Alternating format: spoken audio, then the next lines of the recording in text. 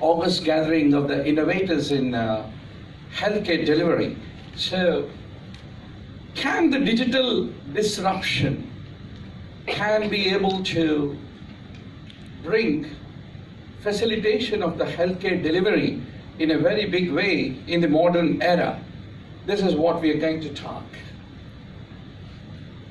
Once upon a time, when the cavemen were there, communication was all more with the sounds of the stone. Later on, we were seeing some of the primordial phones that ultimately the James Bond has now become the James Bond with a innovative mobile smartphone. Now, this was the old hospital once upon a time where doctor has an opportunity to put a stethoscope, feel the pulse, apical impulse of the heart, and make a diagnosis after listening to a murmur. But in the modern time, we have the virtual consultations where we don't need to go to the hospitals. And initial days, when one doctor has to refer a patient to another doctor, he has to scribble on a notepad, and his resident used to give that, thank you sir for referring the case, and run to the next professor, and then that cardiologist used to come and examine. Later on, the professor's secretary was typing. Ultimately today, we have got all intra-messaging, chatting, sharing the electronic health records, and on the mobile app. So disruption is taking its form in many, many ways in the healthcare delivery today. In 1960, whether you have malaria or a typhoid or amoebiasis or any condition, only one drug available was paracetamol. But in the modern time, we are growing the mouses. In the mouse, we are manipulating the gene and we are creating the monoclonal antibodies. We are fighting at the tumor cells, and no more the cancer is a disease. It is a way to live the life. So that's where the technological disruption. Once upon a time, if you marry, if you go to honeymoon to the Paris, if you give a strong kiss, pregnancy happens. But in the modern time, the sperm need a disruptive innovation, in vitro fertilization, for that pregnancy to happen. So that's the reason even sperm is not happy to normally go and conceive in a normal way. Now, today it is all genetic analysis. You don't be disappointed that you did not get a good degree or a great success. Just go to the internet and find out who is the top political leader who has a face similar to you. Now you can go for a genetic mapping and tell that we both are connected with each other genetically, and next day press will report that and you're a very famous man. So that's the reason there's a lot of genetic. If you're depressed, there is a genetic cause. If you're happy, there's a genetic cause. So nothing is in your hands, it's all the genetic hands. Whenever the sailors used to travel long distances, they used to bring the syphilis back. But in the modern time, there is a mobile app available in London. You can piss on a chip and that will detect whether you have a sexually transmitted infection or not. So there is an app for everything. There is an app to date like Tinder. There is an app to marry the people. There is an app to divorce. There is an app to remarry. And if you want to fight with your husband or the wife or the spouse, there is always a social community available which will support either you or your spouse. So there is a lot of digital disruption. So long back we forgot how a Benedict's test is done and how the sugar is detected. I still remember as a medical student in 1991 when I joined the medical school, doing in the biochemistry lab the Benedict's test to detect the sugar. But today, your glucometer is Bluetooth connected to the mobile, and all your reports historically are reported into the smartphone. Now we are in the era of fMRI. fMRI can be able to detect, based upon the sequences, after studying the sequences, in the real-time fMRI sequence can know what you are thinking in your mind, what you are reading. That much advanced is the fMRI in the modern time. That's the reason, be careful. If your father-in-law, expected father-in-law, that is about to marry your fiance's dad, happen to be a neuroradiologist, when you are taking the marriage oaths, he will do a fMRI and try to check, are you really committed to his daughter or not? So that's the reason there is a huge amount of digital disruption which is basically happening. Now, colonoscopy after 50 is a very big, painful reality that everyone after 50 has to remember. But there are a lot of colonoscopes when the gastroenterologist is doing, the lesions were missed. But today, you need not have a tube penetrating into your body, a colonoscope. You have a virtual colonoscopy. And it is being topped by the artificial intelligence so that, based on the historical data of another 10,000 similarly aged individuals in your own community, those lesions which otherwise a traditional colonoscopy can be missed can still be picked by the virtual colonoscopy. So that is where the disruption is basically taking us. So in our medical student days, if you don't catch a murmur, you are failed in the exam. But how many medical students today are really bothered to even carry the stethoscope? And from the traditional stethoscope, we have become a digital stethoscope. We don't even have a patience to read a digital stethoscope also. Now we have a handheld 2D echo available. So there is no need of even bothering about the stethoscope at all. So that is the speed at which the disruption is moving on. Now we can crowdsource all the patient information, and we have IBM Watson, who is a virtual physician who can be able to diagnose otherwise a complex clinical problem based on the community data and machine learning. So that's the reason you don't need to even use your brains. Now, you all know very well about the Fitbit. Fitbit is a very, very popular device in the United States where your heart rate, your pulse rate, and everything is being identified, and that is being pushed into the cloud. So if you are proposing, you are supposed to have an increased heart rate, right? So if your Fitbit finds that your heart rate is not increasing while you are proposing an engagement ring, there are two possibilities. One is you are that regular guy who is used to propose regularly, so there is no rise of the heart rate. Or second is maybe that some desperation is making you to propose.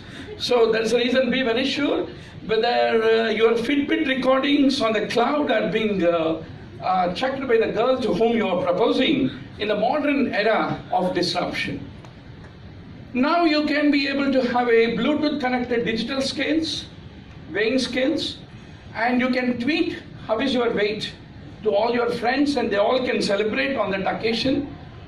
Now Dr. Uber comes to the home.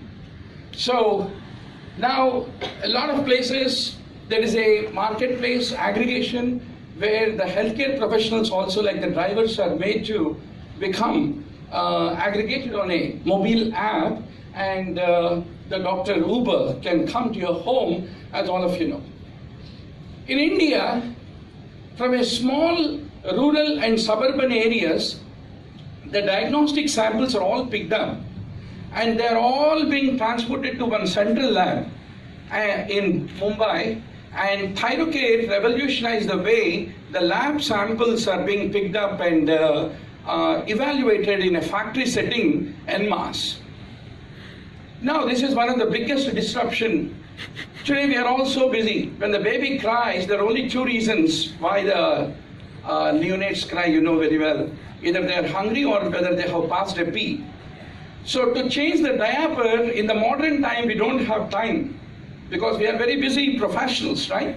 So there is a mobile app available which can be able to identify the wetting of the diaper and can send you a tweet. And based on that, you can be able to take care of the diaper changing of the baby. Now, the future is about the mood mirrors. When you wake up in the morning and watch in the mirror is having the artificial intelligence based on your previous facial expressions.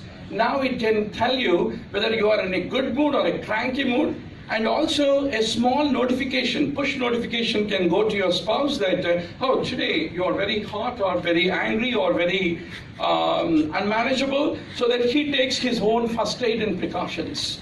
So the disruption in communications changed. And of course, the robotic surgery, where the surgeon's fingers cannot reach, the robots can reach. And now the paraplegics and quadriplegics are no more those who are having morbidity. We can't call them as a challenge because there is a brain-computer interface BCI protocol. The BCI protocol can be able to identify what the motor cortex is thinking, and that in turn will enable the wheelchair to move or a robotic arm to move. So that's a level at which the disruption has happened. So in summary, what are the various things into which the modern disruption and innovations can make the healthcare become much more personalized and much more cost effective and much more preventive and predictive in nature? There is disruption in technology infrastructure. There is disruption in the disease management tool, and there are care models. There is a disruption. I will quickly run through. I hope that post-tea session is very drowsy session. I know that very well. I don't let any one of you to sleep because I have artificial intelligence in the background of me to detect who is feeling bored and like to have a nap. Okay, so I'll quickly run through a few of the classical case studies and the successful models in the world in these four important disruptive areas in the innovation in the healthcare delivery. Now, if you take the technology infrastructure, today the world is all moving towards population health solution. So what's the meaning of it? You analyze the population of a community, you stratify the patients based upon the risk, and you create the care managers, and those care managers in turn will design those engagement models to manage the high-risk groups in the patient community. So there are a lot of companies that are doing a wonderful work in the population health solution. The second important technology infrastructure innovation is care coordination. There are companies like HealthLoop. They empower the patients for the better outcome. So whenever the patient is being discharged, every patient is unique by virtue of his comorbidities and risk factors. So what they basically do is, after leaving the hospital, what is a typical care plan that need to be individually designed, and in turn they give that personalized health care, and that is where the care coordination basically works. Then the readmission management is one of the important challenges. So once a acute care setting, once the patient has been discharged, there's a lot of care that need to be taken to avoid a morbidity and mortality at the home. So that's the reason all these readmission management companies, they take care, and the technologies, they take care of the post-acute care after the discharge of the patients. Then we have got the referral management technologies and mobile applications which are available. One of the important challenges is how to acquire the patients, how to retain the patients, how to prevent the leakage. And today, though we talk very noble things about healthcare, but ultimately one corporate hospital, another corporate hospital meets, they talk about what's your market share, right? How many patients are you captured among all the people who require the bypass surgery or the stents? So we have to accept that ultimately we are competing in the private market. So there are a lot of technologies which are disrupting that referral management basically. Then comes the analytics.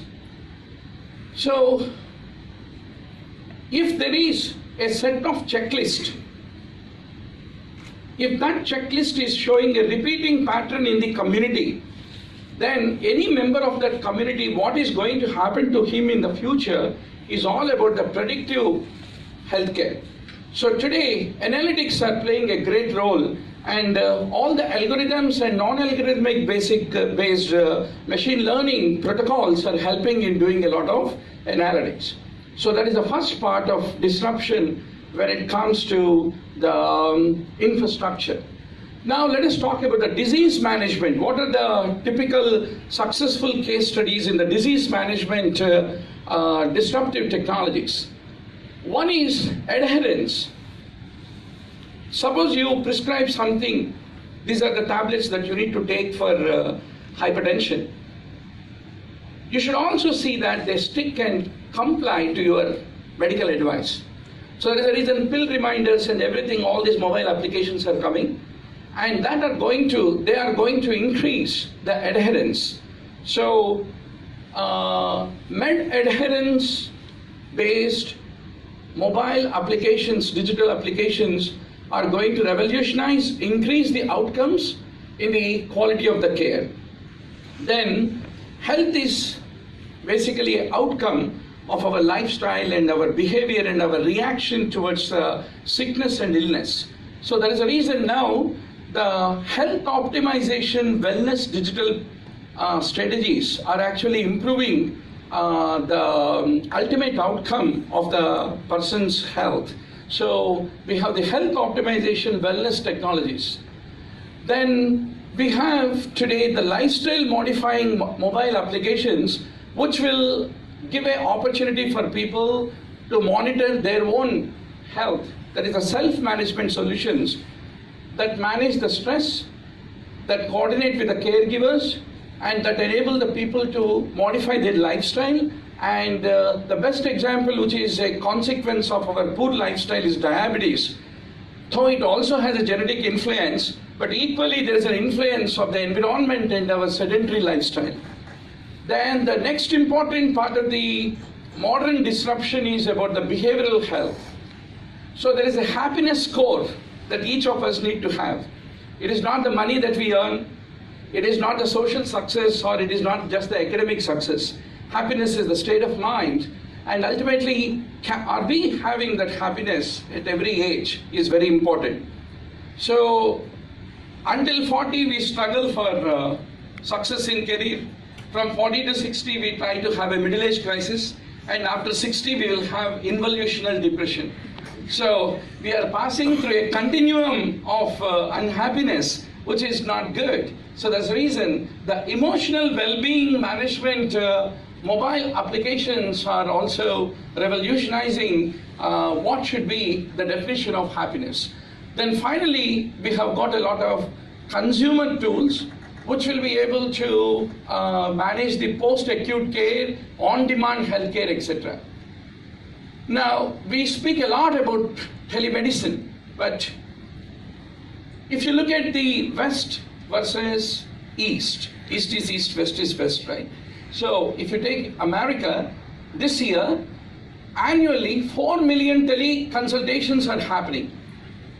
The adaptation of the telemedicine is slightly slow in India or the Southeast Asian countries. There are a lot of companies which came up with the video consultation, virtual consults, but they all fail in this part of the world, but they are extremely successful in the Western society.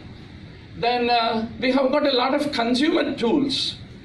Suppose if you are living in Hong Kong versus Beijing versus Kualalumpur versus New Delhi. Every city, by its own pollution, by its own ecosystem, gives you certain city-wise risk for the morbidity and disorders. So today, a lot of consumer tools are being created based upon your city, the chance of the ecosystem associated morbidity, they can be able to calculate, and that helps a lot for you to decide in which city you want to marry, in which city you want to live and in which city you want to retire. So based upon that particular city risk factor also, there is a lot of digital disruption which is currently happening. Now, the elderly care is one of the most challenging area. So based upon the risk pattern, for example, puerperal period is one risk period. Pregnancy is a risk period. Elderly people with comorbidities is a specific risk period. So that is the reason the healthcare system must be upscaled enough in order to handle the specific risk groups in order to decrease the morbidity in that particular country or in that particular community. So a lot of applications, digital applications have come based upon the risk pattern. The care plans and the preparedness of the care providers have been created. And the on-demand healthcare, where the doctor comes to the home, has definitely is now picking up a lot in the world. And what is the comparison? It takes about $2,000 average cost if somebody has to go to emergency room visit in America. Whereas it is 10 times cheaper. At 1/10 cost, you can dispatch the health in the home. Similarly, if you go to the hospital, average time is 15 minutes. This is the Western statistics. In India, it is only 3 minutes. We have about 100 patients waiting in the outpatient. One after that, one after that, one after that. As a single resident, I still remember while I was doing my residency, managing about 14 cardiac arrests at a time with about 3 to 4 nurses. So that's the reason the attention time of a doctor available when the patient comes to him in the hospital is lesser compared to when the doctor goes to the home and delivers the care. And if you take the amount of waiting time also, it is typically longer time in case when patient goes to the hospital. That's the reason on-demand disruption of the service delivery is picking up across the world. Similarly, post-acute care disruptions and second medical opinion. Nowadays, we don't want to believe anyone. If you take, believing is different, reinforcement is another important thing. Suppose your own doctor says that you are having a prostate cancer, you don't want to accept it unless another 3 more doctors who are experienced enough, who personally also are able to evaluate your case, say that you have a cancer, you are much more reinforced to have a respect on your primary doctor. So about 40% of surgeries have been avoided because of the second medical consultations. And now today, with the mobile applications, second medical consultations across the world is flat, is happening. And similarly, the cardiologists are divided into low quality, high quality cardiologists, like the apples and anything else. So what is the difference between a low quality and high quality? Low quality cardiologists, they administer the cardiac stress test 75% of times more often than the high quality cardiologists. Generally, as a clinician, most of you experienced that. One is we get a objective evidence from the investigations we do. Second is, after listening to the patient's story, we get an intuitional feeling that maybe this is the clinical problem, even without investigations, right? So, low quality, high quality among clinicians is always only, that is the main difference. If your intuition is very minimal, your investigation is very high, then you are definitely a poor clinician. If your intuition is high and your investigation requirement is minimal, then yes, you are a noble clinician who saves the money and the effort.